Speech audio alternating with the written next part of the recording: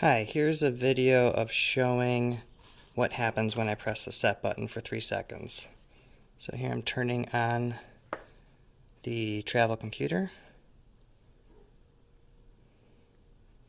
There you go, now it shows the normal display. 1, 2, 3, nothing. Okay, that was me holding it down the whole time. So erase the odometer again. I cycle through the options. 1, 2, 3, nothing. 1, 2, 3. So I don't know how a bike shop would do that differently.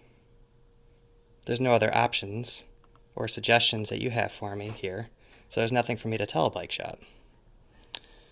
So if you have an online manual or some other suggestion other than that, please let me know. 1, 2, 3, 4, 5, 6, 7, 8, 9, 10. I'm holding it forever. It just resets the odometer.